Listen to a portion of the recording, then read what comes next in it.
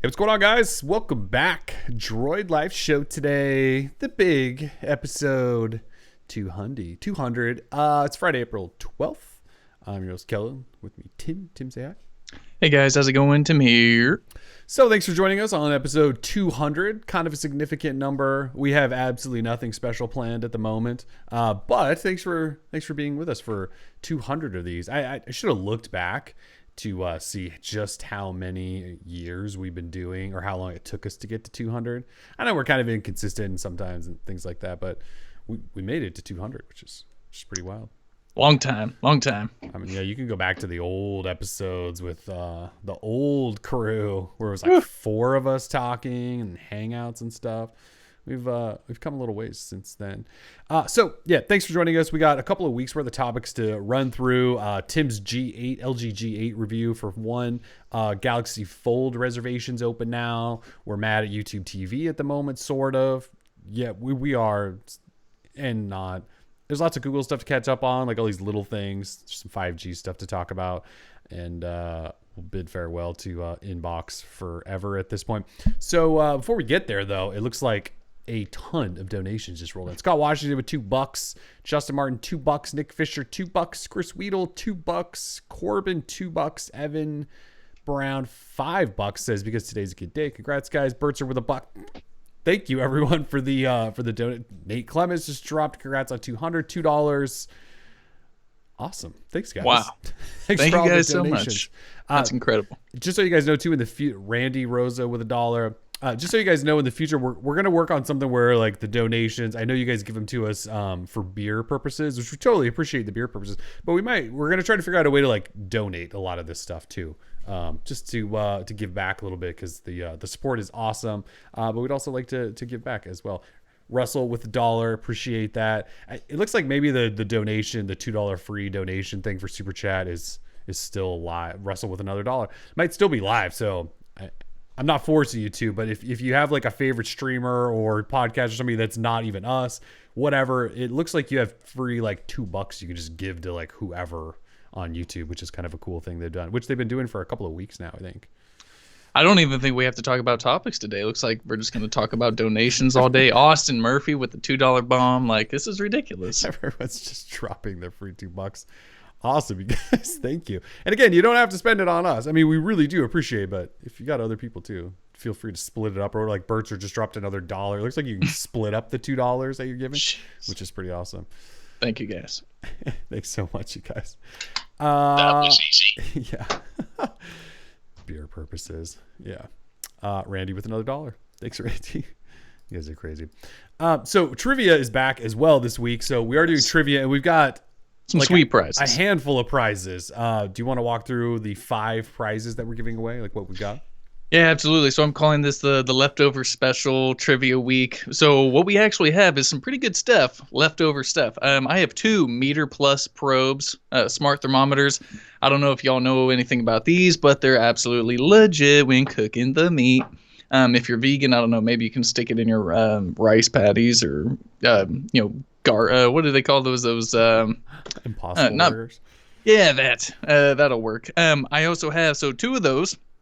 Have a Razer Hammerhead USB-C with no active noise cancellation. Some earbuds. These sound fantastic. Great on your Razer phone or any other phone that has USB-C. Also have a Razer Raiju mobile controller. So if you're big into the mobile gaming stuff, why not toss it in a controller? That's not bad. Then I also have a Google Chromecast. So if you don't have a Google Chromecast in your home yet, or something you can cast with, this is going to help you out. You can throw it on your extra TV if you already got one, or whatever. It's a nice little device. Get prepared for that Google Stadia launch. Yeah, Stadia. Since you just ran through all those fabulous prizes, Todd dropped $2, Dana dropped $1, G Burial dropped $2. Said thank God it's Friday. Thank you guys so much for all those donos. So yeah, we got trivia at the end of the show. If you guys are new to the show, we do 5 questions, have a different prize for each question, and we give those away to people at the end of the show. It's very easy to do. So if you want to stick around after we run through a list of topics, you could win, USB headphones, a controller, meter, or a Chromecast. I still need to buy a meter. Like I still don't have one, and I probably should, because the new one has like better. I feel like I should just give you one of these. Right? I've gone through a billion of I'm them. gonna be like logged in on a side account, like commenting with the answers. Yeah, it's probably a good idea. Anyways. All right, so let's dive into topics. LG G8. You reviewed the LG. I refuse to add the end word onto the LG G8's name. So I'm just going to call it the G8, not the G8. Say the N word? The end word. Oh, the end word. Yeah, the word that don't should use be that word at all. The word that should be think, but they don't say that, so I'm just not even going to reference the word. So LG G8, you can buy it now, right? It's like in stores and everything today. Yep. Today's G8 Thank You Day. There you said it. So tell us, like, what do we need to know? Like the G8 was announced a long time ago. It's finally now available. You've reviewed it. It seems like the word around the G8 just kind of fizzled quickly, and now it's here, though. I don't know. Is there a lot to know about the LG G8? Well, sadly, there's not a lot to know about the LG G8. So it's a lot like the LG G7, which I reviewed last year, at least in terms of hardware. They're actually almost identical. However, LG did flush the cameras on the backside and remove the speaker, if you will, the top speaker for talking on the phone, and I'll go into why. So the new stuff for the LG G8 Thank You is the time of flight camera on the front, so that allows for what they're calling air motion, the Z camera, and with that you can control the phone using hand gestures in front of the phone, basically looking like a wizard or something, looking ridiculous. I don't know if anyone saw the latest celebrity endorsement, but they have Jennifer Lopez in a music video, like controlling the phone with her hand, and I would kill for the behind the scenes of her like figuring out how to do it. Yeah, ridiculous. We watched her do Verizon, and that did not go well. So yeah, was that Viva Mobile? I think Viva. So. Yeah. That was one good. Of the highlights of covering this industry was actually you at that event and all the jokes that came out of it. Because I love J-Lo. I'm big Definitely Jenny on the block guy. So that's a big change, the air motion stuff. Although, so in my review I kind of break down that it's worthless, it's super gimmicky. I used it once or twice in my, I had to go out of my way to try and use it. What you can do is you can hold your hand over it and then swipe to the right or left to open up an app, and then within particular apps you can control functionality of them. Say if you're in YouTube, you can pinch to hold and then swipe to pause playback, or you can turn the volume up by cranking your hand over. It's not very good. It's super gimmicky, and thankfully everyone else in the industry agrees with me. A lot of the headlines. You weren't alone in that conclusion. No, exactly. So everyone's headline was basically like gimmicky, and that's what the phone felt like a lot to me. Of course, LG is still big on audio. However, this year they're using this Crystal Sound OLED. So what they do is they have the display vibrate with the boombox speaker. So they eliminated the top speaker, the front-facing camera. And what you have is nice when you're talking on the phone, because it's sort of like a bone conduction-like experience. However, the sound when you're just kind of holding it in front of you is not all that great or loud. It's almost sort of muddled. The bottom firing external speaker is still fine, sounds good, and when it's laying flat on a table, the reverberation does carry quite a bit, and it gets pretty loud. But when you're just holding it in front of you and you have, and when you have say a video going or something, it's just not very good. Pros for the phone, camera is pretty good. I think they actually tuned it quite a bit from the G7. I was noticing better white balance, better contrast in photos, better color accuracy. And of course, you've got all those same modes like manual mode, manual video mode. And a lot of people seem to appreciate that stuff. Downsides of the phone, camera, or not the camera, excuse me, the software.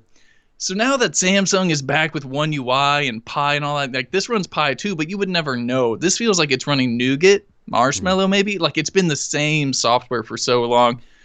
LG needs to go the route of Samsung and do like either a drastic reimagining of their software or just cut it all and give us more like a OnePlus vibe. Not an essential vibe, not like an AOSP like vanilla build, because you still want all those kind of pro or advanced features. But they got to do something. The software is so boring. It's terrible to look at. It's so ugly. The theme store is absolutely atrocious. All the good themes are hidden behind $1 or $2 paywalls. You can go on Google Play and get themes too. It's a mess. It's a mess. The world's a mess and the G8's a mess. A gimmicky mess. Trying to think, the battery life was okay. Sort of a smallish battery, at least, for me, coming from the Pixel 3 XL and the Galaxy S10 Plus, which has a huge 4,000 milliamp hour battery. I believe this is 3,500. So I wasn't getting as much as I thought I could. And I was just basically, with the weather, the way it's been, I've been stuck in home on Wi-Fi, although it's gorgeous today. I can't wait to get out. But yeah, for now, until the rain comes back. Until we get done with the show, yeah. Yeah, exactly. And yeah, so the battery life wasn't that great. Performance was okay. I don't know, it just wasn't all that great either. So my big takeaway, though, is that this phone retails MSRP $820. However, if you pay that price, you're getting ripped off. And so because T-Mobile, they just said, you know what? I don't know. Maybe they think that this phone, there's just no way it can compete, or they're going to move units. They're like, okay, we said we were going to sell this phone, but we're just not going to move any units if it's $820. So what we're going to do is we're going to slash $200 instantly off the price. The phone's $620 at T-Mobile.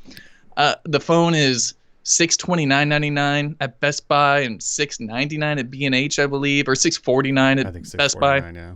Yeah. So the pricing is all over the place. If you go through Verizon and you get it on a payment plan, you can pay only like $420 over the course of, it's like $20 for 24 months or something. It's something ridiculous. Yeah. I mean, don't buy this phone for $820. If you walk into a store and you want the G8, which is totally fine by all means, I don't know why you'd want this phone over something else that's on the market right now, but if you do want it, don't spend over $650 because you don't have to. Just don't do it. So, other than that, I mean, that's the G8, dude. It's the most... Sounds like you love it, yeah.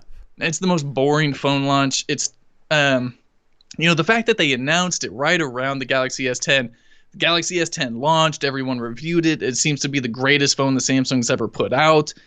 It's totally dwarfs this thing in terms of excitement and what it is. It's real sad, and I'm still mad at LG for doing this. They need to take a step back, stop doing musical chairs with who's in charge of their mobile division. Just let one guy do something positive and just kind of stick at it, because it takes a couple of years to get your roadmap ready if you're leading that division. This is obviously a phone that's been in the works for possibly 2 years or. And not only that, we have the V50 ThinQ coming. We already know what that is. We've seen it, unfortunately. Usually we wait till the second half of the year to even get excited about the V series. Now we know exactly what it is. It's a V40 from last year, just with 5G connectivity and flush cameras on the back. Sorry, LG, that's pathetic. Samsung even has a dedicated 5G phone, the Galaxy S10 5G, and it's a completely different device. It's larger. It's got insane amounts of RAM and processor. It's everything you dream of for the first 5G phone. So LG, they're in for a rough 2019. That's my opinion. But looking at their numbers, looking at the data, it looks like it's going to be a rough year for 2019 for LG. Which is not good, because 2018 was a rough year for LG in terms of mobile. Oh yeah. Before I respond to any of that, PC747 dropped a 50 bomb as you were kicking that off. I mean, I know everyone saw it because they were like, "Oh my god, he's just flexing with the dono." PC747, thank you so much. That is insane. If you're live, you can see at the top of the chat, he's gonna be there for a while with the 50 bomb. Really appreciate that. He's now up there with Big Bomb Dono Don. Yeah, Big Bomb Dono Don from the last show. Yeah. That is crazy. Thank you so much. Thank you so much. Really appreciate that support. Yeah, so I read your G8 review. I've obviously never touched the phone. I probably never will touch the phone. No, you won't. But I know exactly. I feel like because I've used enough LG phones over the years, I read your review and I go, that sounds about what I would expected. You look at it on paper and it looks like their phones from last year. They put some newer parts on the inside, put the time of flight camera in or whatever, and then they tried to add to the experience of last year with the sound OLED thing, and then the the gesture stuff, right? So like those were the two new additions. As you kind of mentioned, like the vibrating display sound thing or whatever, like that's probably like where we're all headed in the future. Like earpieces will probably go away once that tech gets really good. In some other reviews, I've seen people say they kind of said what you said, like it's muffled and it's hard to hear. Although I saw somebody say if you shift it, like put the middle of the phone to your ear, because that's probably where like the motor for whatever it is doing. Like if you hold it like this instead of like you would normally, then maybe you can hear. But like that seems like something that shouldn't happen, right? Like you shouldn't have to like hold your phone to this weird spot anyway. So the two new things they did were gimmicky. And then the phone just looks like the phone from last year. What's interesting is you kind of mentioned that like it's hard to tell if LG cares that much. I think you said something like that.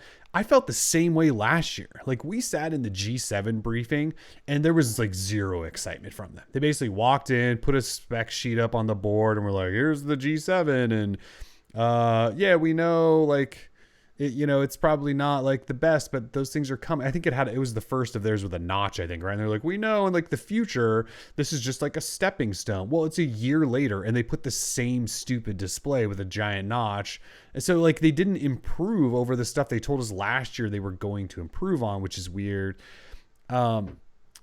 Like the fact that Samsung went off with their UI, like I think generally speaking, most people like One UI. Like we're like the ultimate Samsung experience haters, and we both like One UI. And we've been telling LG for 17 years to change their garbage skin because it was even worse than Samsung's, and they haven't. That's what you're saying. I mean, like I said, I haven't used it, but you said they haven't really changed anything. It still is like the same old LG skin. So they're not innovating in software. They're the gimmicky new hardware stuff they're putting in doesn't really make that much sense. It's like the only reason you buy an LG phone today is if you want the DAC. Like if you're an audio nerd and you want that experience, like they kind of offer the best experience there, right? So if you're an audio guy, that's probably why you would buy it, because their cameras are fine usually, right? They're usually not the best. They're not terrible. They're good enough probably. So you buy it for the audio. After that, I don't know, because they're terrible with software updates. Like they're worse than Samsung. They're worse than almost anyone at software updates, even though they have a dedicated software center. So they price this thing, at least they say this is like an $800 phone, but we'll let you buy it everywhere for $600. Well, that's just like misleading as hell. Like your phone is obviously a $600 phone, so don't tell us that it's $800 and then it's just discounted everywhere to try to move a couple. Like that's just stupid. That's like sleazy marketing tactics. It's a $650 phone. Just sell it at that rate.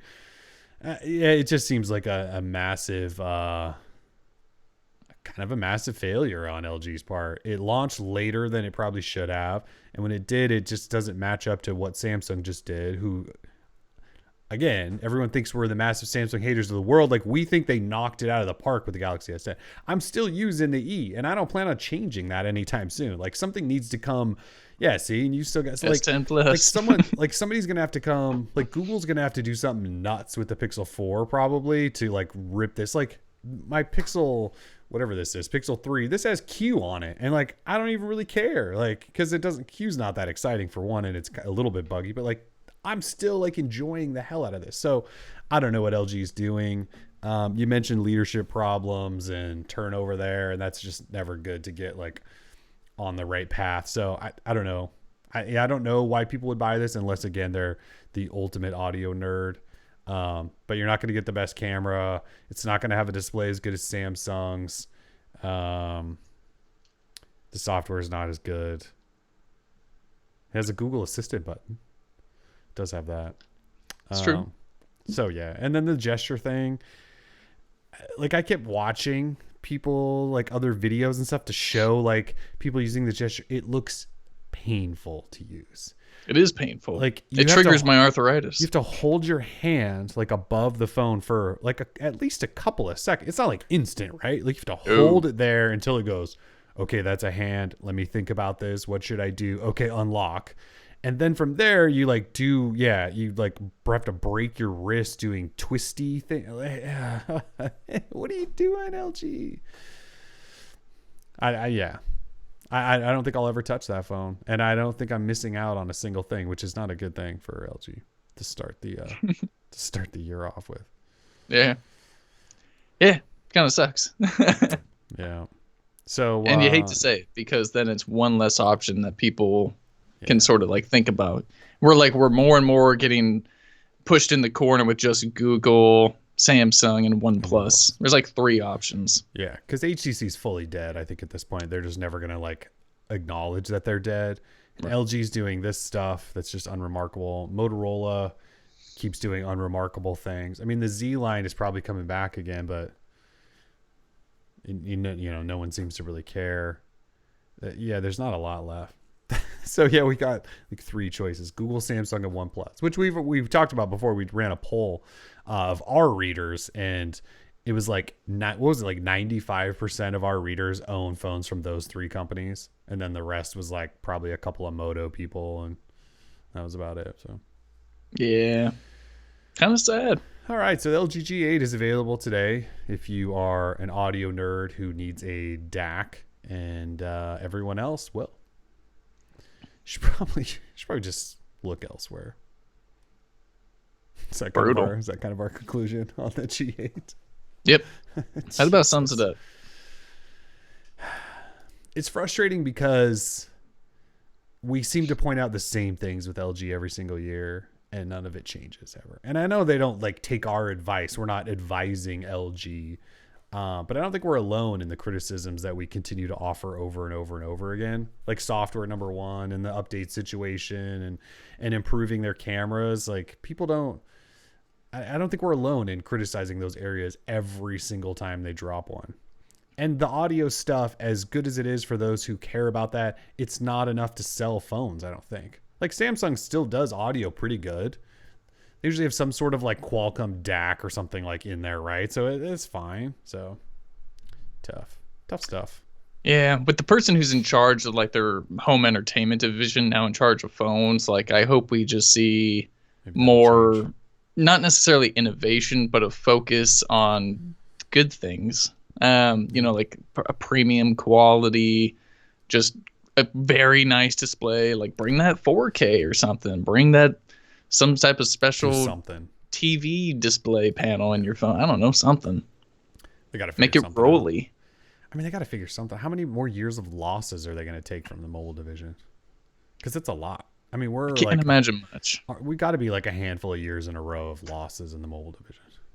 Yeah, it's not looking good. No. Okay, let's moving on to Samsung. So the Galaxy Fold, which you guys all know is the $1,980 foldable phone from Samsung. Reservations are now open. That doesn't mean you can buy it yet, but reservations are open. And if you want to put your name on the list, you can right now. And you're not committing to anything. You don't have to spend $2,000 when it goes on sale. But it does go on sale, April 26th? Yeah, April 26th. So you can put your name down. And then when we get to the point where you can actually order it, if you have your name down, you'll be one of the first to be able to actually order it. AT&T and T-Mobile are the only 2 carriers that have it, but Best Buy will be selling it and Samsung Experience stores will be too. The weird thing about Samsung announcing that Best Buy will have it is Best Buy doesn't sell T-Mobile stuff. So does that mean they're only going to have the AT&T version? Because I keep hoping there's an unlocked version, but like if you reserve today, all you can choose from is either T-Mobile or AT&T. So like there's like this part of me that goes, well, maybe there's like a U version and that'll have like connectivity to other carriers and they just don't really want to announce that. But I mean, we haven't gotten that sense yet. So anyway, Best Buy is supposedly selling it. And again, they don't sell T-Mobile stuff. So that's very odd. Yeah, $2,000. You can sign up today. T-Mobile says select stores will have it on the 26th, but they'll have online sales open on actually April 25th at night, like at midnight or something Eastern. So our name's on the list. I think I'm number 720. It's actually kind of funny. Last night I was like getting ready to go to bed and I went, I should just check to see if like they opened them up live. Sure enough, they had opened it up live. And so I threw the name in there thinking I'm one of the first, and I'm 720th, which is like not bad. That's pretty far up the list, I think. And so we posted that news last night. And then this morning I woke up and a couple of people had hit me up on Twitter saying that they had reserved it. And we were only up to like 3,000 reservations total by by like 8 hours later. So I don't think a ton of people so far have signed up for the $2,000 phone. Yeah, I registered this morning because I didn't see the news last night. And let's see, where did I land? I landed at number 3,634. So it picked up a little steam there. Just a tiny bit. That was 4 hours ago. I mean, that's not great, actually. I know, like Samsung said, they already weren't anticipating to sell a lot of them, but damn, that's like not a lot. That's not a lot. I mean, if they opened registration for a Galaxy S10, can't you imagine that we're talking like within a day or two, like 100,000? I mean, I imagine that would do, but yeah, so not a lot of people. We'll get one in-house. As you guys know, Samsung doesn't talk to us, so I doubt we'll have an early review and early anything on it. We'll probably just buy one, and we'll do our own review and that sort of thing. So if we're a little later than the rest of the world on it, you guys know why. You've always known why. But we do want to get one. Like, I want to play with the damn thing. The more I've seen that really awkward silent video they did of it, the cooler it looks to me in terms of design. They really gave it this sort of polished mirror, luxurious styling. I don't love that small display on the front. I think that's silly. I think that's a missed opportunity. But the overall design of it, I think, like, something about it is very cool because it looks like it could be a $2,000 device. We know it's got a plastic inside display with a crease, and there's going to be some questionable stuff there with a giant notch and all of that. But it's different. So the excitement around it for me is that it's just something new. It's just a new category of things to play with. So we'll play with it. We'll tell you our thoughts on it once that happens. Yep.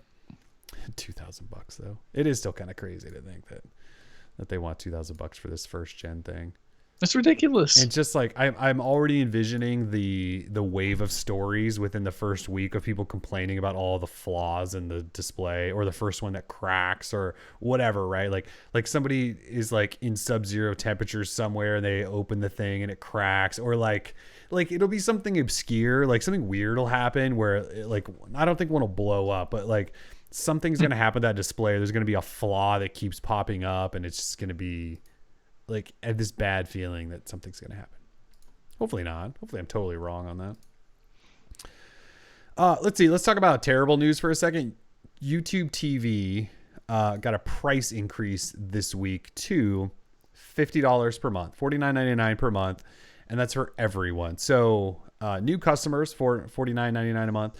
A year ago, when they upped the price to $40, those people will now pay $49.99. And then the early adopters, which are you and I, that were paying $35 a month, that initially got to hold on to that $35 price, we also now will pay $49.99. This is just like a little thing that bugs me, but they used to do a flat 35 and a flat 40, I think, and now it's $49.99. Like, it's not like an even 50. And I know they do that to like trick the consumer mind, but that kind of bugs me because it was like, my bill was always $35.00. Like, there's no, anyway. So it's up to $50. Why is it up to $50? Well, they added the Discovery Network channels. So YouTube TV, which people asked for initially, probably still, and some people may be very, very happy with this, but the Discovery Networks are Discovery Channel, obviously, HGTV, Food Network, TLC, Travel Channel, Animal Planet, Motor Trend, and Investigation Discovery. I have no idea what that is.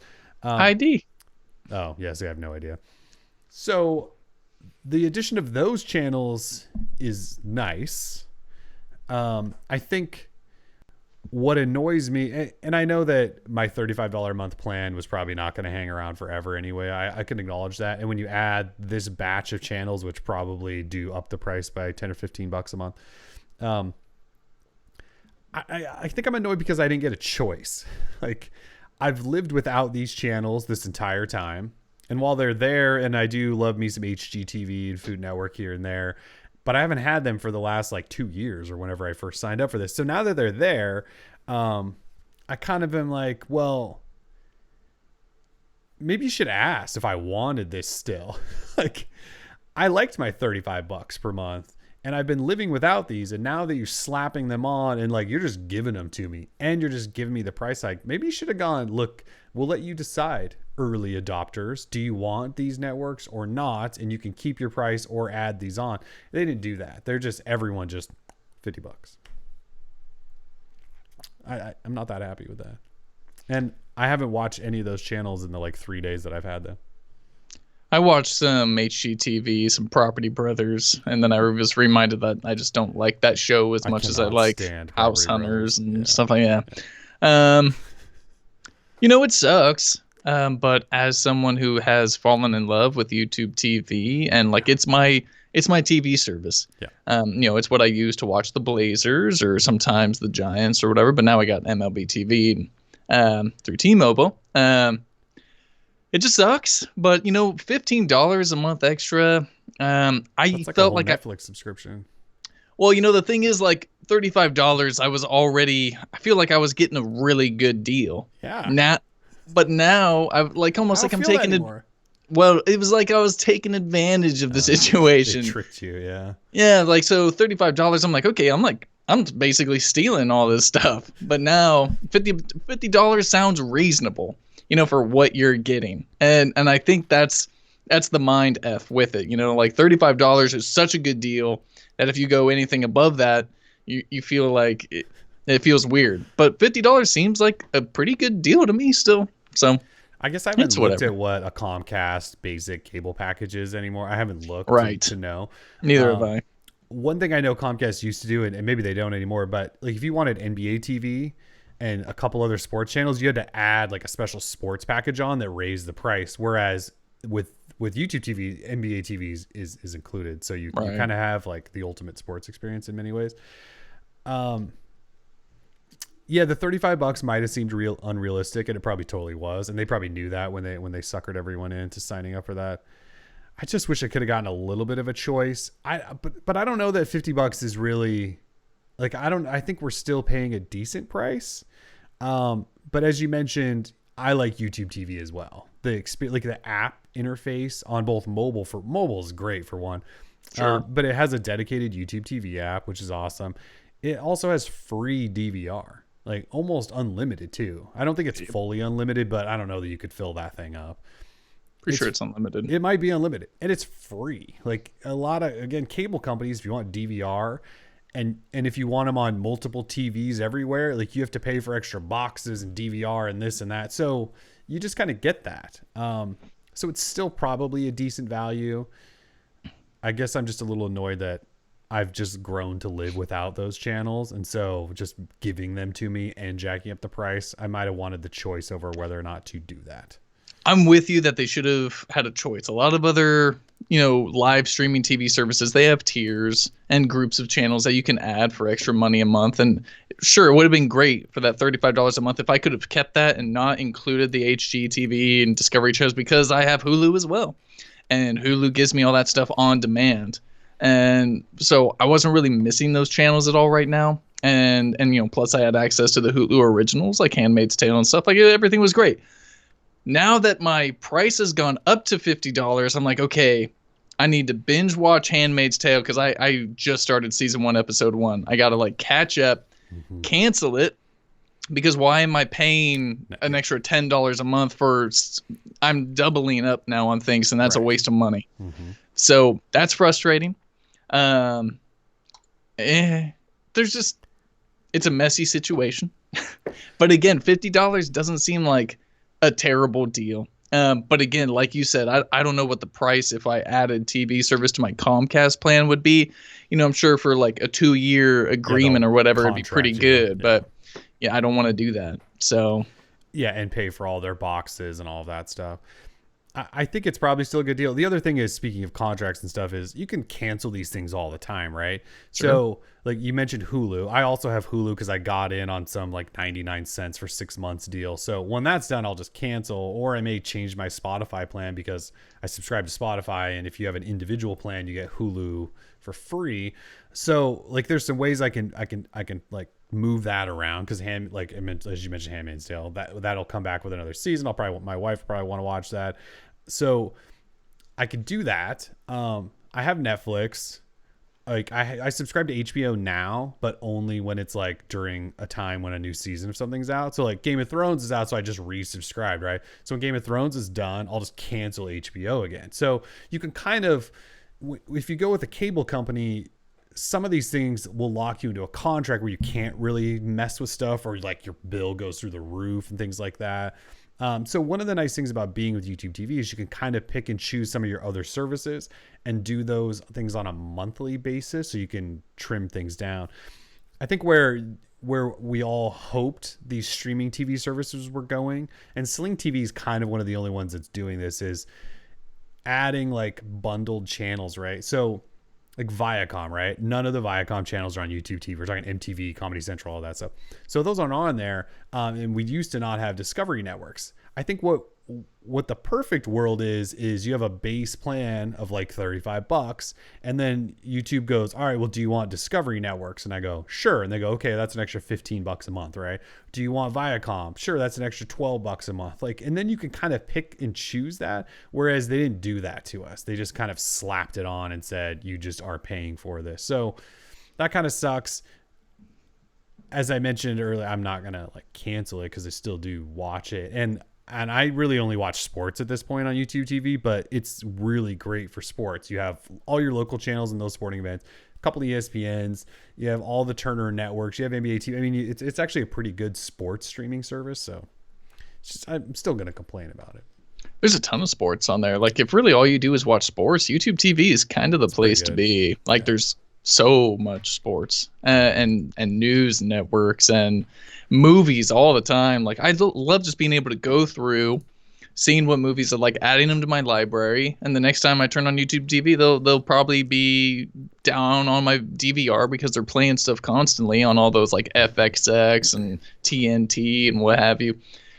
Watched Saving Private Ryan last night. Man, there's some good stuff. But yeah, I mean, I'm hearing a lot of people complaining. I don't see a lot of people doing anything about it. Typical 2019 liberal way of life. Just complain, but don't do anything. It's partly true, yeah. Yeah. All right, so before we go on, Clinton dropped $2 dono and said free. Appreciate the dono, Clinton. Free. PC 747s is finally about to run out. That $50 dono has been up there for a while. I think it's finally, pin it. Go away. Yeah, I don't know if you can do that. Let's see. So there's a bunch of Google stuff just to catch up on briefly. So from the last 2 weeks, that is. So, well, we got April security patch last week. So the April security patch came out, and it was supposed to fix an ambient display like flashing bug that was really pissing people off from the get-go. Like November is when that showed up. That's supposedly fixed. I thought I saw some people say it was, and I thought I saw some people say it wasn't. So I don't know. It is weird to me that Google creates or has problems with their phones that hang around for 6 months. I mean, we're talking about the company that makes the software, and now they contract the hardware, and they have this really close relationship with both, and they still have issues like a flashing screen with software. Like that's insane to me. Anyways, Don Wilson just dropped $10. Says congrats on 200. Y'all know Don. That's Big Don. Thanks, Don. Thanks for coming back again. Beast. Big Don. Big Dono. Big Bomb Dono. Big Bomb Dono Don. There you go. Big Bomb Dono Don back again. Thanks for the $10. Max also dropped $1. Thank you, Max. Weisberger. And Richard is, man. Richard with $1 as well. Thank you, Richard. You guys are crazy today. There's a new train taking off. Choo choo. Let's all get started it. with Big Bomb Dono Don. What a beast. So the April security patch is out for all the Pixel devices. And then 2 days later, we actually got Android Q Beta 2. Not a ton of new stuff. The big highlight feature was Bubbles. So Bubbles is... You guys all remember Facebook's chat heads. So chat heads was, oh God, the chat is getting a little nuts. So Facebook's chat heads was this thing in 2013, if you can believe that.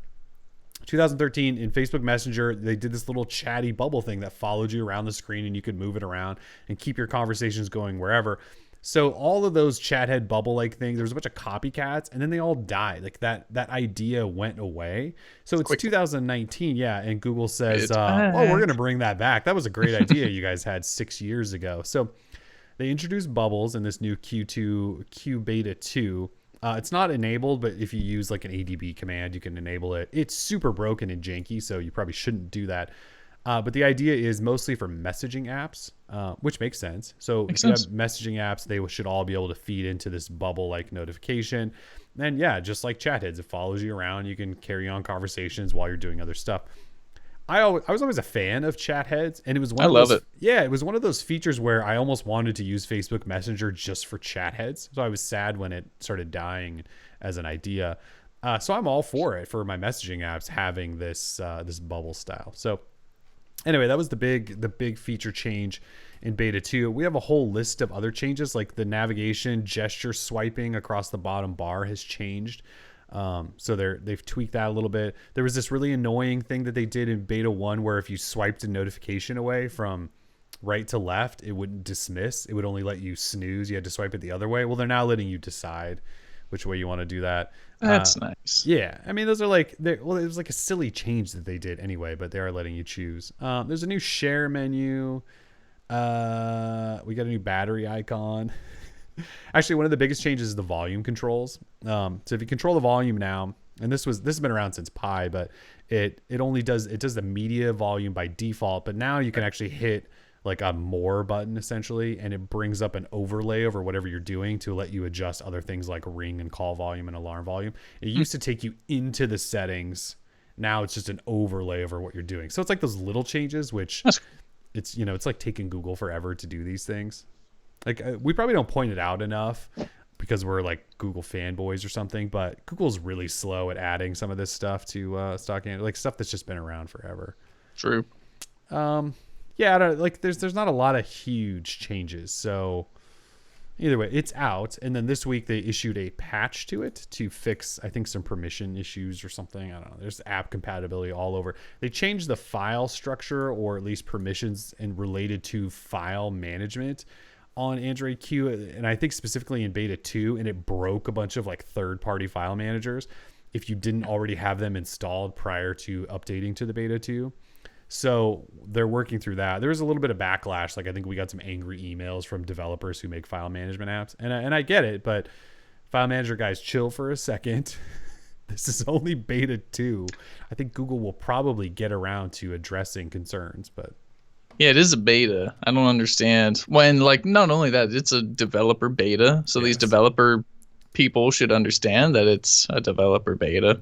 Yeah. You're supposed to work through these issues. If you run into these things, or maybe Google knows them, you tell them, fix it. We had some angry emails. People were pissed. Be happy that it's happening now and not after public release. And yeah, not at stable. Yeah. Yes. Interesting. Scott says they totally borked it. It broke Google Photos. It's a beta. It's a beta. Yeah. Like I have a hard time getting really up in arms over like things that break. And this is beta 2. Things will certainly be broken. I do not expect them to be super stable. That said, they did call it a beta, so they are asking people to, try it. Like, previously, they were developer previews, right? And then at I/O, we got the beta, which they said was like stable enough to maybe use. By labeling it a beta, they're kind of saying it is, but yeah. So some stuff's broken. I'm having a hard time getting too mad at Google. They totally borked it. Scott with the drama. Oh, Scott. It's a beta. Yeah. In Google Betas Play are news, borked. Yeah, they are always borked. In Google Play news, we are getting a white version very soon with a bottom nav bar. I'm actually excited about the bottom nav bar because Google Play for the last however many months, 6, 8, even a year maybe, has been totally designed and broken, if you ask me. Like if you want to go to your My Apps section, you swipe out the menu, you tap on My Apps. But then you're stuck in there. Then you're stuck there. Yeah. Like there's no way to just go home. You have to tap this like one single arrow. Because even if you swipe out the side menu, there's no go back home. You have to like tap this stupid arrow. And you can't search in there, the My App section. Broken. It's borked. Speaking of borked, it's been pissing me off. So bottom navigation helps you hopefully get home, unless when you go into the My Apps thing, it does the same thing. Like when you go into the My App section, it feels like you're in this like web portal that doesn't actually fit. Yes, it feels like a totally separate experience, and I can't stand it. So anyway, a white version's coming, so we'll see how well they adjust everything. But the guys at 9 to 5 Google noticed that by digging into the latest Google Play build or something, that there might be system updates coming through Google Play. So right now you have to go into your whole system settings and dig around. This is also sort of a little ranty thing, but at least on Pixel devices, Google has made it really hard to find where to update your phone. So like you have to go into settings, which now is behind a double swipe in the top menu. Go into settings. You have to scroll all the way down to system. Then when you tap that, you then have to hit advanced and then system update, and then tap the button to like check for updates. Like it's behind so many steps. So should they flip those into Google Play, I'm all for it, because that just means people will know when they have updates more often, because you probably go into Google Play more often than you do the system settings. So you'll get notified should they show up in there. And then updating there maybe will just look more seamless or something while it's happening in Google Play versus going into your system settings UI. Anyway, they discovered that might be coming. I don't know if there's any guarantee, but Google I/O is like around the corner. Yeah, it's a month away, and that would totally be a place where they would announce something like that. In fact, it'll probably be a big announcement there, which is cool. I'm all for making things easier on all of us. Let's see what else. So Google Store last Friday, they adjusted some of the layout of the Google Store. And at the top menu, if you dropped it down, it said that the new phones are here, the Pixel 3a and Pixel 3a XL, as well as the Google Nest Hub Max. The thing is, those devices don't actually exist yet. So Google slipped up a little bit. People found it, said, oh, look what you're doing here, Google. We got confirmation on your mid-range phones. So for those of you who don't know, the Pixel 3a and 3 XL are the phones that leaked back in, I think it was November, as the 3 Lite and 3 Lite XL. At least that's what the Russians called them.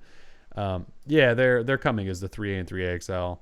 Do you think they're going to hold off until May? Like, do you think they're going to announce these at I/O? It seems like they should announce them well before that, but... It's possible. Not. I mean, but the fact that they were showing up on the website just seems like we got to be super close. It seems like they're like, I thought they might do it Wednesday. They like to announce things on Wednesdays. I think those showed up on Friday. I was going to be not surprised at all if on Wednesday they go, here you go, new phones, and like a blog post is all. It seems like it should be very, very soon, but I guess we have a month to go.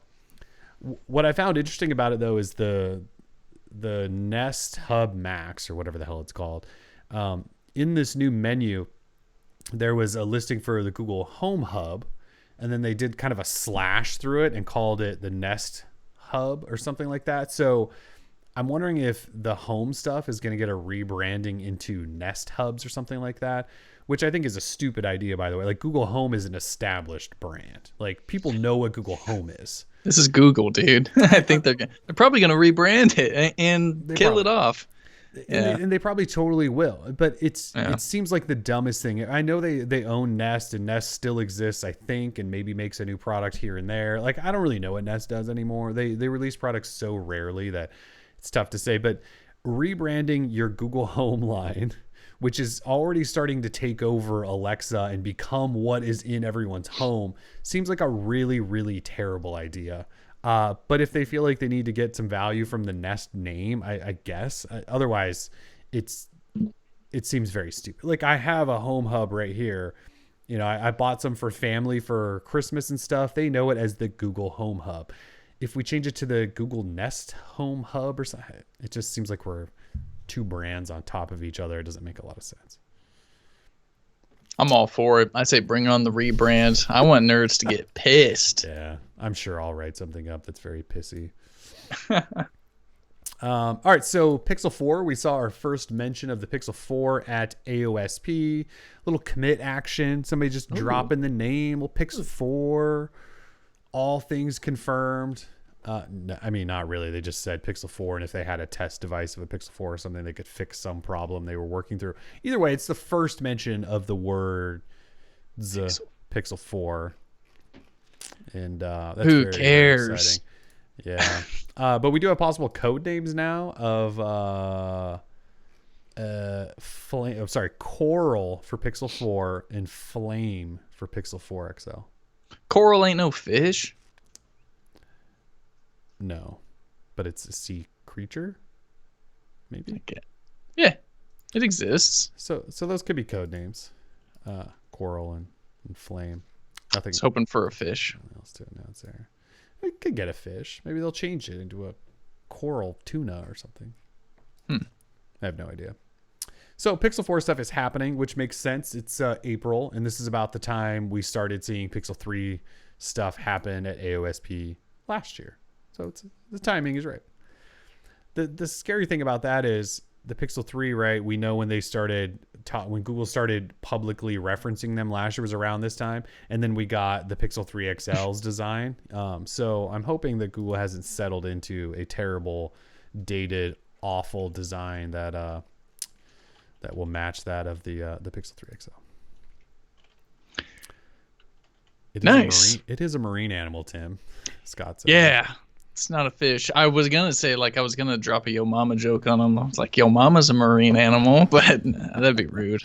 These guys are our beloved viewers. I would never do such a thing. Never do such a thing. Let's see. Google Duplex, the ask Google to call and make a reservation for you thing, has now started rolling out to more than just Google Pixel phones. I think Galaxy S10s have been able to access it already. I have still never used Google Duplex, and I'm not sure that I will. I don't have a life. I have a child, so I don't go out to dinner places that need reservations. I go to places that are kid-friendly, where you just show up and wait in line with screaming kids.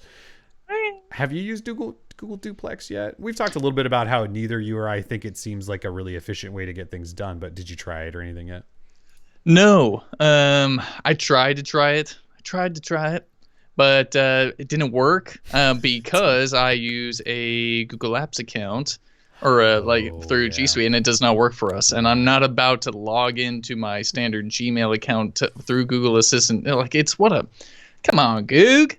It's stupid. So I won't ever be using it apparently. Soon. Sure. Possibly, because they just announced at the Google Cloud Next conference this week that with Google Home, at least, you can now access your calendar if you use a G Suite. So if you use, like, for your Google Home, if you're using your Droid Life email, you can at least access your calendar now. Nice. I got nothing on my calendar these days, Yeah, so really. that's no big deal. Yeah, it's just not even Duplex. It's just not even something I would use. Like, so they give you the example of either maybe a reservation at a place or calling up your hair appointment. Like, dude, I like calling up my barber and saying, like, hey, you got a slot for me? Like, blah, blah, blah. Like, there's like 2 minutes. Yeah, I'm coming. Yeah, over. there's a personalness to it, you know? Like, I don't mind talking to other human beings on the telephone. I cherish the experience of being able to talk to another human because I work at home all day. I don't really get out all that much.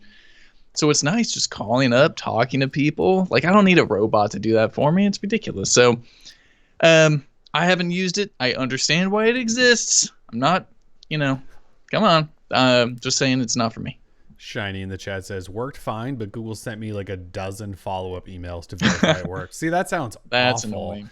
I'm the opposite of you. I do not like to talk to other humans. I would rather just open up the app or Google reservation this restaurant and just book it in 2 seconds online which you can do. Which is much faster than walking through the you can do all of this through of Google Duplex. Yeah, through Google Maps. I mean, literally, you can just Google any place you want, and right through Google search, you can book your appointments. You can do whatever it is you want to do. I don't understand why everything's either got to be like hands-free or like, this is solutionism. They talk about this in Silicon Valley. I wish you would watch this show. It's freaking hysterical, but it's solutionism at its worst, man.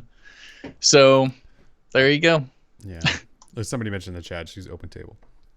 OpenTable. It's built into like everything at this point. Exactly. OpenTable is beautiful. In final Google news, Google and Huawei have agreed this week in a class action lawsuit to pay up to $400 to owners of the Nexus 6P because of faulty devices, a rebooting boot loop issue. It's kind of a long thing to talk through, but basically back in the day when the 6P was a thing, the last of the Nexus, there was boot loop issues, and Google and Huawei apparently didn't do enough at the time to address it, and now they're going to pay up to $400 if you own a Nexus 6P. Is this for like anyone? So I probably still have a 6P sitting around. Can I get $400? Unlikely. So not only did it seem extremely difficult to try and become a part of this class action, because they redacted all of the contact information inside of the actual filing. Oh, right.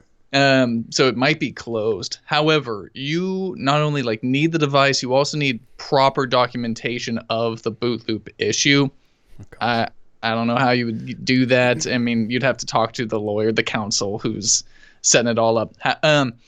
If you received a original Pixel as a warranty device for the issue, they're only going to give you $10, and at that point, it's not even worth the trouble. I mean, that's probably fine. They did give you a Pixel. Yeah, like that's not bad. That's actually not a bad. Yeah, that's not a bad warranty device. And then most people, it looked like we're going to be getting $75 if they couldn't provide proper documentation, but I think still have the phone. So so the chances of you getting 75 are okay. The full 400 probably not so much. Probably pretty slim. And then if you got a picture, you're only getting $10, and then I wouldn't even pay. It just wouldn't even bother. Yeah. So, but $75, that's not bad. That's not bad. However, it's going to be up to you to try and figure out how to become a part of it. I tried to find it. I really did for people, but they redacted all the information. I found the law firm who's doing it, but there was no contact information for this particular class action. So, and typically there's a dedicated website. Yeah, it's totally possible, like they did for Vizio. These things get announced, and then there's a www.viziosettlement.com or whatever. So maybe we just don't know yet.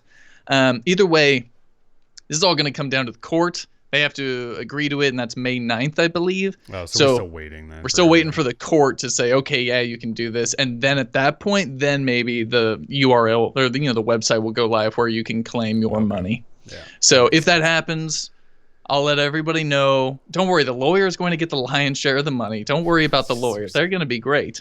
They love class actions like this. Yeah, they do. They're like, oh, yeah, big settlement from Google? Yeah. So I'm in the wrong business. We're all in the wrong business. Probably. And c'est la vie. Not a good final Nexus family of phones. The Nexus 5X made by LG, not even Huawei, is everyone, at least in our chat channel comment section, they hate LG because of the boot loop issues they had with the 5X. And then I think some people had it with other G phones too, but it's been a running joke for years, right? In around DL that LG phones they all boot loop. Like it's like a running thing. I didn't know that the Huawei 6P had quite the issue, but the 5X and the 6P, the final two Nexus phones, were both hot garbage. I love the 6P. It was great, but when they kind of re-released it in that gold that we got at CES and stuff, like it was not a bad device. No, it was actually pretty solid. Camera was amazing. Apparently it boot looped. You and I just didn't know. I had no idea. I had no idea either. All metal and stuff. Nice one. All right, switching gears, let's talk 5G just for a minute before we dive into trivia. So 5G news is going to be everywhere right now. Verizon launched their network a week early. I think we're supposed to launch next week. It's already live this week. In Chicago and Minneapolis is all. They'll have, I think, up to 30 markets by the end of the year. Those are the first two. It's really limited in all of those. And of course they've done a bunch of speed tests for it, media outlets, but also Verizon, and they're posting speeds of like 760 down, which is pretty fast. They haven't hit the 1 gigabits per second speed in a live test yet, but AT&T said that they have on their network. Of course, none of that really matters because no one is on these networks. They're unused essentially. Verizon's network, you'll notice in some of these speed tests, like the upload speeds look terribly slow, just like your LTE ones. And that's because they haven't even enabled 5G to do uploads yet. It only does downloading. So yes, your speeds are going to be really fast when you download something. If you want to upload anything, that's just not gonna be anything different than what you have now. Of course, Verizon, the only phone that can access this is the Moto Z3. And in order for that to access, you have to buy a 5G Moto mod. It sounds like PC Mag did a write-up of this. Sasha Segan over at PC Mag did a pretty long write-up of testing it in Chicago, I believe. And he walks through all of the issues and how early this is. One of his tests was like he was standing next to a tower and like ran a speed test. And it was super fast. And then he like moved like over here behind a car. And then he moved over here by this doorway and like over, like he moved into a couple different spots and like went into a Starbucks, and the connection just drops like immediately. Like it goes from being 700 down to like 100 to like 40 to like, and that's because it's millimeter wave. These towers everywhere, these small cell millimeter wave towers that need like a direct line of sight to your phone. And if they don't go around corners, they don't go through walls and windows very well. Like the early 5G is such garbage, which we've kind of been talking about for a while. But anyway, he wrote up this lengthy post of testing all these different spots and how varied your connection will be. And like right now, like Verizon phone, the Moto Z3, it won't tell you if you're on a 5G tower until you start receiving data. So like you could be standing right next to a tower and it'll say 4G. And then if you run a speed test or like access Chrome or something, it might flip over and say 5G. Cause then you're using that 5G. It's a mess. And I'm actually surprised. Well, if Verizon, who's the company who usually doesn't roll anything out until it's like solidified, like everywhere kind of thing, or at least reasonably done, to launch this such spotty, weird 5G thing it's unlike them. But it is technically live. We'll have a 5G Samsung Galaxy S10 in like a week, 2 weeks. No, May. That's right. The Galaxy Fold is in 2 weeks. May is what they said for the 5G Galaxy S10, and that'll be on Verizon, and you should not buy it for 5G, that's for sure. AT&T though did add 7 new 5G cities to their lineup. Of course, AT&T does not sell a 5G phone, and they won't have the 5G Galaxy S10 for a while, I don't think. That's a Verizon exclusive for a little bit. But AT&T, I think, will have that, and then later on down the road, they'll have an even better 5G Samsung phone, so you should definitely not buy the first one on AT&T. All you can still access their 5G with is a $500 hotspot, which is insane. So yeah, there's your 5G recap. T-Mobile announced a TV service this week. A couple years ago, they bought Layer 3 TV, which was this small TV outfit, I think out of Colorado, and they were in limited markets, but they had this kind of innovative product where you'd sign up for a cable package, they'd give you this box, and then they give you all these little mini boxes to put on other TVs in your house, and it would like beam 4K signals like throughout your house. They have kind of an innovative UI, like the TV UI looked nice and all this stuff, and T-Mobile bought them for some reason and said, look, we're going to try to take over TV. So they've now relaunched Layer 3 as T-Vision Home, which is just a silly name. It's supposed to like change like the TV industry and take on the big cable-opoly is what they're calling it, which is so T-Mobile can be so annoying, by the way. The duopoly, the cable-opoly, like everything's an opoly. That's like their word to like attack whoever they're going after, and it's just not effective. Anyway, this T-Vision Home, it's again limited because it's just been rebranded from Layer 3, so it's basically in the same markets that it was, and it's not cheap. Like it's like $90 to $100 just to get started. If you want to add additional TVs, it's an extra like $10 for each TV. It's 150 channels, and you can maybe upgrade that to 250. Like it's not like any sort of disrupting service at all. It's very weird. So that happened this week. And then in our final topic, Google Inbox did die last week. For those of you still on Google Inbox, it is officially dead. They can't be on Google Inbox. Plus died too. What's that? Yeah. Google Plus died. I kept getting looped into conversations on Twitter with people that were like, on the last day, they were tagging me and all these other like tech media people like, Google Plus is dead. It's going to be so sad. And they listed all these people that I think have big Google Plus followings. And I didn't respond. I actually muted the conversation because all these people then kept responding going, it's so sad. What are we going to do? There's nothing like it. And like people were posting their sob stories about Google Plus and how much they'll miss it and how they've like found these great communities of people and stuff like that. And I'm sure that did actually happen. And there are people who really, really did use it, but there was like 100 of them. So I was not one of them. I think at one point when they were doing the circles thing, remember when Google Plus launched with circles, like the most confusing grouping of people ever? That happened. People were like reminiscing about those good old days of circles, which just made me cringe. Yeah, Google Plus. It's gone. I only care about inbox. Bye, Felicia. I did switch to Newton Mail, paid the $50, and I like Newton Mail. I do not know if it's worth anyone paying $50 a year for, but I do like it. I'm going to run a poll, I think, after the show that asks what people decided to do. I'm going to guess like 98% just went to Gmail. Anyway, should we do trivia?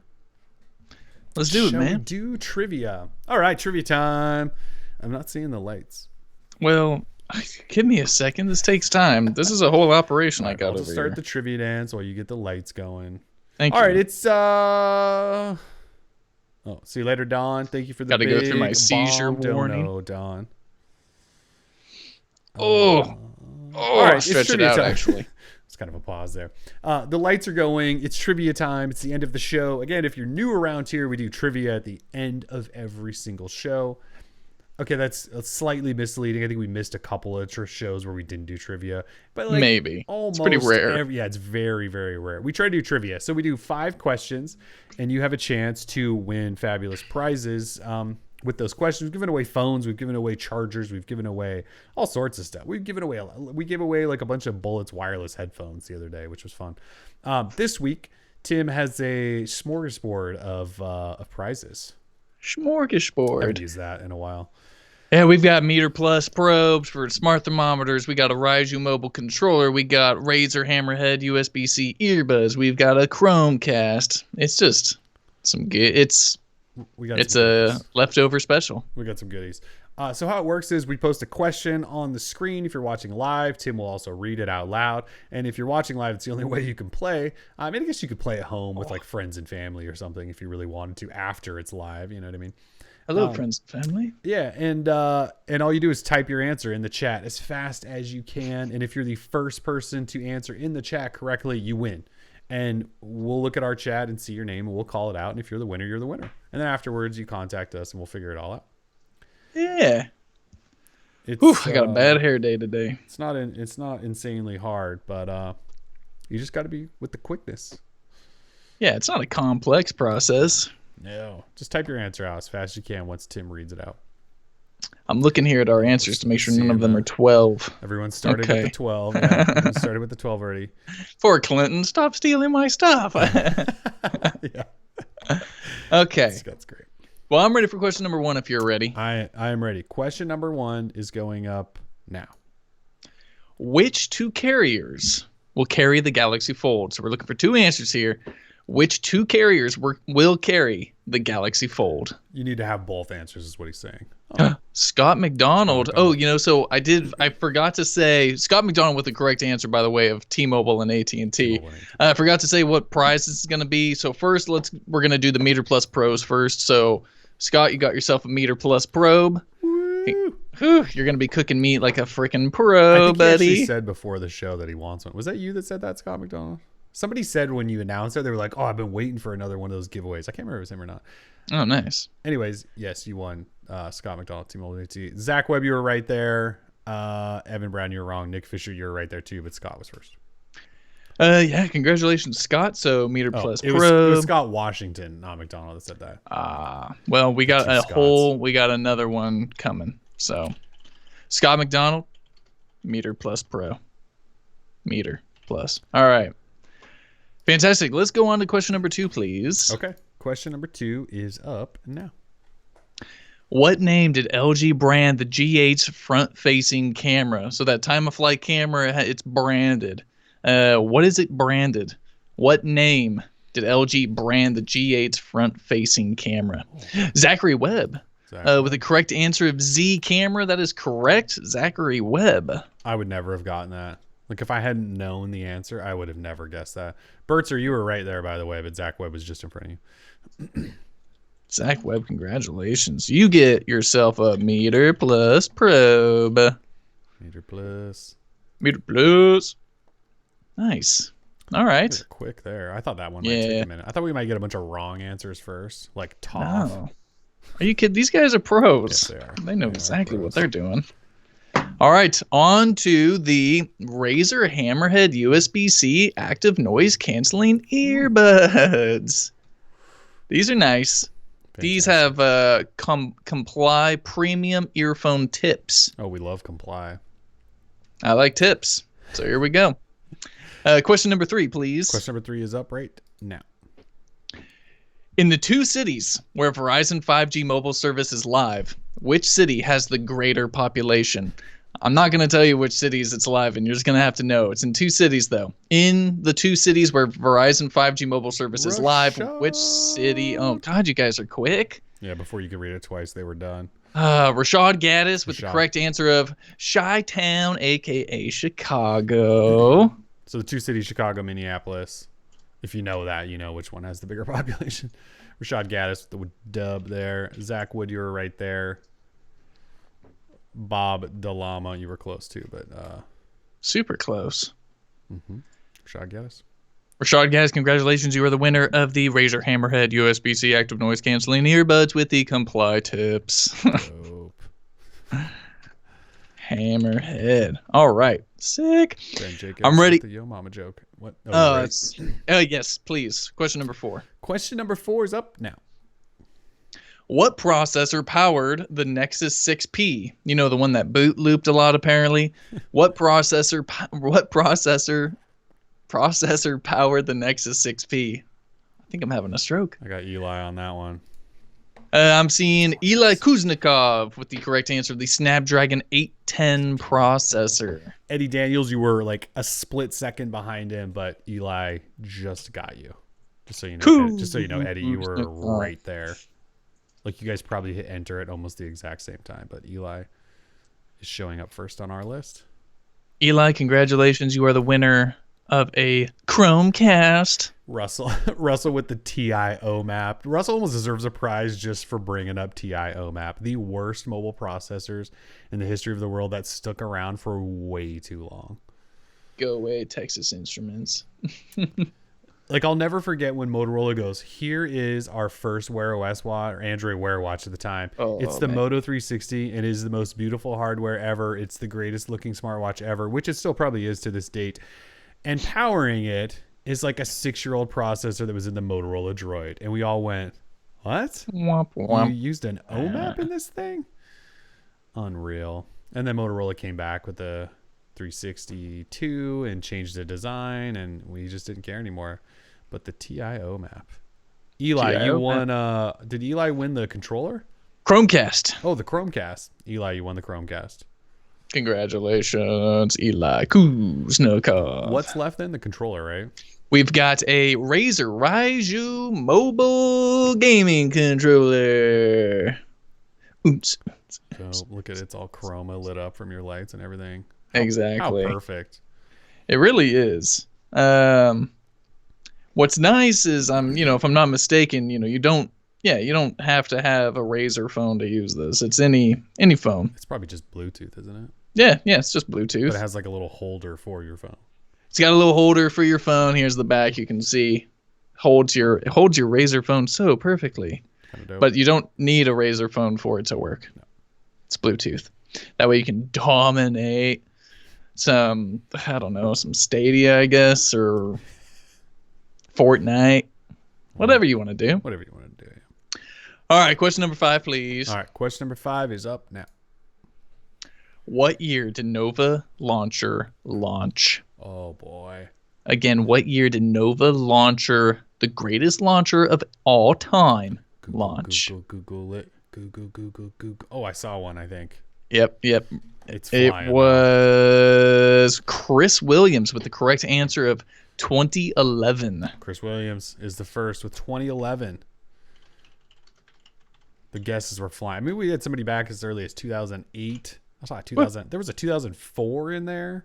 I think that's a little too early. 2004.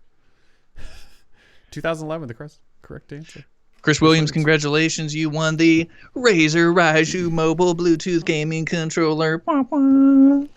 Huge. So, again, we've got Scott McDonald with the Meter Plus. We've got Zach Webb with the Meter Plus. Rashad Gaddis with the Hammerhead earbuds. Eli Kuznikov with the Chromecast. And then, again, Chris Williams with the Raiju mobile gaming Bluetooth controller. So, winners I'm gonna throw my email down in the old chat, and you're going to email me. We're gonna confirm your identities through a series of checks, and then I'm gonna send out your prizes, and you're gonna get your prizes, and you're gonna enjoy the hell out of them. Good stuff. Email Tim now. Do it. Email Tim now. Well, I think You have most 24 of you probably hours. won, but Yeah, I think all these guys are winners. I love it. Nice.